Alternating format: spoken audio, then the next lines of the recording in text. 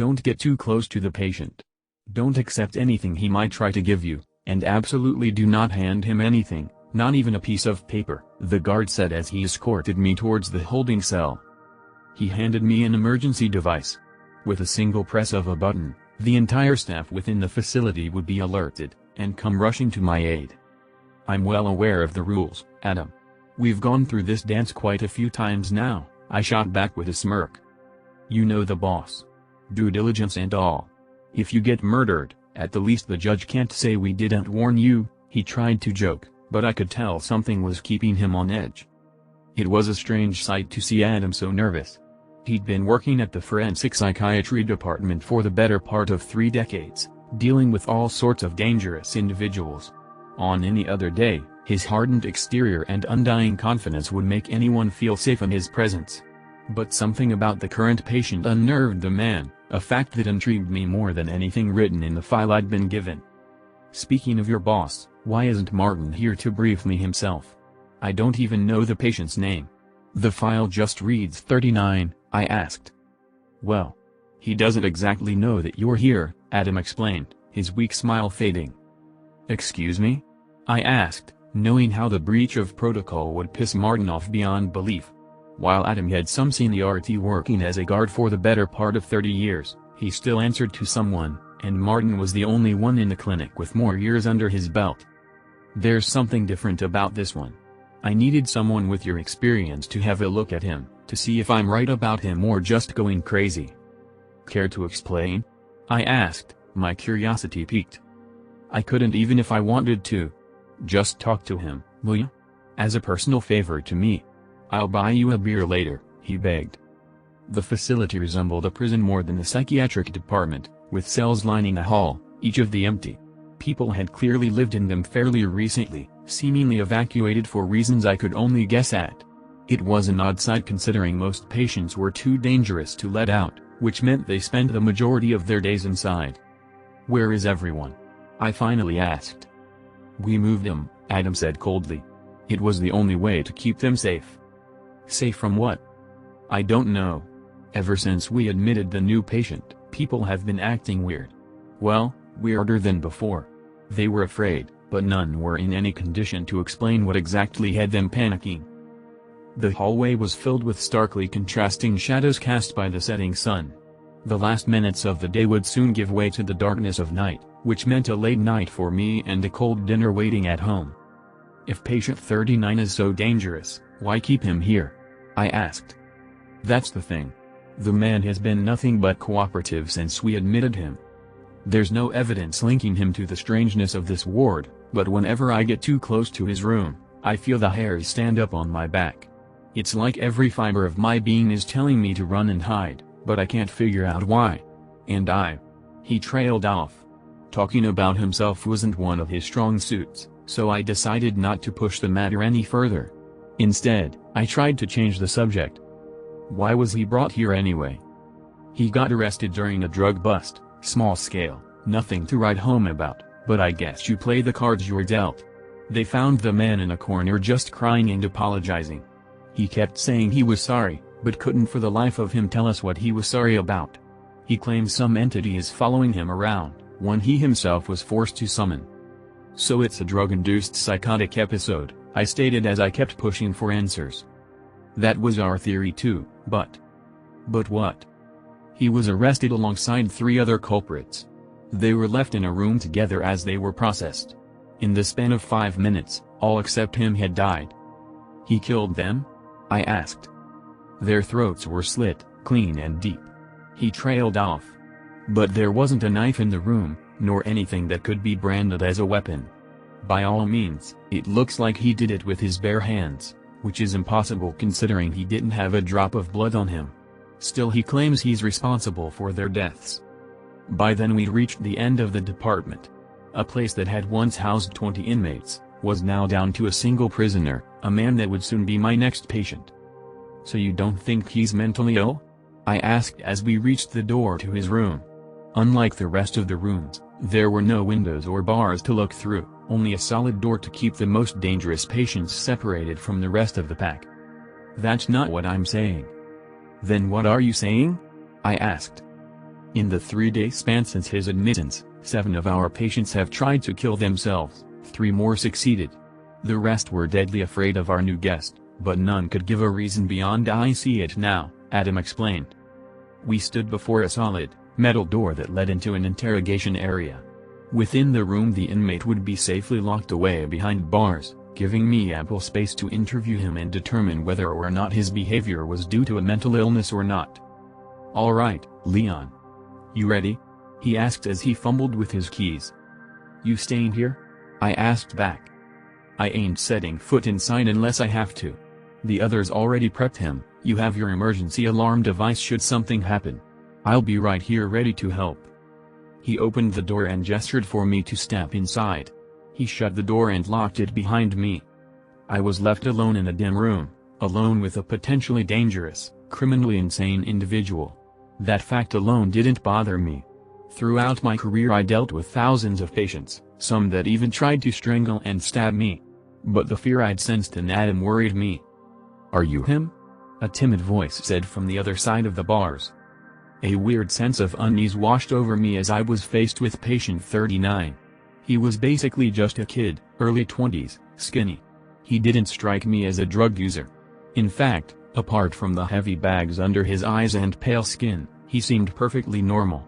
Not someone one would expect to be responsible for almost a dozen deaths. However, appearances could be deceiving. "I'm Dr. Dietrich. I'm here to evaluate you. What's your name?"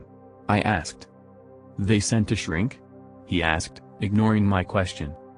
"A psychiatrist," I explained. "You can't help me, I'm already dead," he said, still not looking at me.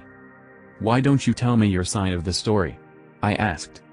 He turned to me for a second, staring right past me. His eyes widened in fear as if he saw something horrific right behind me. I felt a shiver running down my spine and moist breath flowing onto my neck in irregular waves. For a single moment, I felt the presence of something standing right behind me. "No, please don't," he begged. As quickly as its presence had made itself known, an uneasy emptiness filled the room once more. I tried to deny the urge to look behind me, moving on with my questions. "Don't what?" I asked. "I wasn't talking to you," he said. His stare at the wall behind me felt all too convincing, but I had to stay strong. I had to show the man that I didn't share the fear he was experiencing, even if it was nothing but a lie. "I didn't mean to do it," he sobbed. "But they made me." "Who made you do what?" I asked. "They forced me to summon him, he needed a vessel," he said in a weak whisper. "Now he won't leave. The cards, they made me pick." My heart started to race and my hands trembled as I tried to jot down some notes. I was panicking, but the fear I felt wasn't brought on by any obvious display of danger. "The men that died, what happened to them?" I asked. "He needed to feed," he said on the brink of tears. "I still feel their pain inside me. I still hear them scream." "Who is it?" "He doesn't like it when I name him. He'll be mad." "He would punish you?" I asked. "No. He'd get mad at you. I can't let him. I can't." "But being mad at me would still beat him being mad at you." "I just want to understand what you're going through," I argued. He shot me a peculiar look, as if contemplating whether or not I believed him. I hadn't straight out told him he was suffering a psychotic break. I knew he'd shut down as soon as I showed doubt, so I decided to play along until I understood what was running through his mind. "You should kill me. It's the only way to stop him," he said. "I tried to do it myself, but he won't let me." I had my diagnosis, and should have ended the interview there. I could have prescribed some medications and gone on my way. But I was as interested as I was scared. Something deep within me had awoken, a morbid sense of curiosity that kept me pushing on beyond what was diagnostically necessary. "Your death wouldn't help anyone," I said. "You need help, but if I'm going to help you, I need to know exactly what's going on." He looked up at me with defeat in his eyes. At that moment he no longer seemed scared or worried about his own fate. He just appeared apologetic. "My family said I would be the perfect vessel for Drager," he said without breaking eye contact. "Drager?" I asked. But the name put life to a vague memory I had of childhood stories. While the being wasn't completely unknown to me, I had no solid knowledge about it. The patient looked back down, almost seeming ashamed that he had uttered the name. But something else seemed to wash over him, a sense of relief that the name was no longer trapped within him. No sooner had he uttered those words, had he been freed from his curse. I no longer saw a patient suffering a psychotic break before me, I just saw a man on the brink of exhaustion. "I'm sorry," he mumbled. "You didn't deserve this." "Didn't deserve what?" I asked. He refused to respond. He just sat there catching his breath, as if an immense load had just been taken off his shoulders. He laid himself down on the ground, too tired to keep the conversation going. "Are you okay? Hey?" But the session had ended. The man was about to pass out from the ordeal. Despite my gut telling me something was wrong with the man besides his mental health, I jotted down some notes, including a psychiatric diagnosis. Despite the pain that he had caused, he had my sympathy. It couldn't be easy to live in a world that no one else believed in. "I guess I'll see you next week," I mumbled under my breath as I shot the man one last look of pity.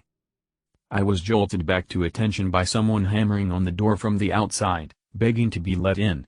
9 rapid, consecutive knocks before the room once again fell to an uncomfortable silence. "Adam, what's going on?" I asked. No response. "Adam?" I called. "I told you bad things would happen," I heard the patient whisper from within his cell. He seemed half asleep, barely aware of what was going on. I ignored him and started hammering back, begging to be let out. The door was locked, but if anyone was still guarding it outside, they'd surely let me out. I pulled out my personal security device, knowing a dozen guards would rush to my aid should I press the button. But just as I hovered my finger above it, I heard the door unlock. "Adam?" I asked. My hand trembled as I reached out to open the door. With great trepidation I stepped outside to find Adam standing with his back turned to the door. "What are you doing?" I asked. But he remained silent, staring off into the distance. I slowly approached him and put a hand on his shoulder. Even then he didn't seem to notice my presence. Once I removed my hand I realized it felt wet. I looked down at it to see my palm covered in blood. "What the?" I mumbled as I walked around to face Adam. There he stood, his throat slit and blood running down his chest. Based solely on the puddle growing on the floor, I knew he'd lost an amount significant enough to kill him. Despite that fact, his face showed no sign of distress, or any kind of emotion for that matter. He just stared ahead, his body not accepting that it was supposed to be dead. "I saw him," Adam said in a broken voice, one that should have been impossible considering how deep his throat had been severed.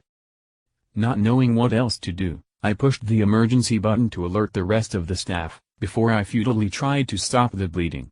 It felt odd to try to save a man still standing, unfazed by his rapidly approaching demise, and I knew from experience that by the time any meaningful help would arrive, Adam would be dead. Only when I heard the footsteps of rapidly approaching guards, did Adam fall limp onto the ground. Still I tried to save him. "He's gone," one of the guards said as I held onto Adam. The bleeding had long since stopped, with his heart unable to effectively push it out. I let him go, my hands trembling. I could do little but stand and stare at the dripping blood as I tried to comprehend what had just happened. "Dr. Dietrich?" one of them asked, trying to break me free from my trance. I only responded when one of them touched me on the shoulder. The entire crew, doctors, nurses and guards had rushed in, and I'd barely even noticed. "Come on, let's get you out of here," a somber voice said. It was Martin Wagner, head of security. He looked pale as a sheet, as shocked as myself. But despite that fact, he didn't seem surprised. "I don't understand," I whispered. "There was no one else here." "Leon," Martin began. I turned to him, wondering why he wasn't panicking. He seemed so understanding of the situation, as if it had been inevitable from the start. "Did you know this was going to happen?" I asked. He didn't dare look me in the eyes. "It's not what you think," he began. "They never should have called you in." "Why didn't you warn Adam?" I asked. "Because any one of us might be next. I think it's time you and I had a talk." www.facebook.com web link x525,200,134,050.com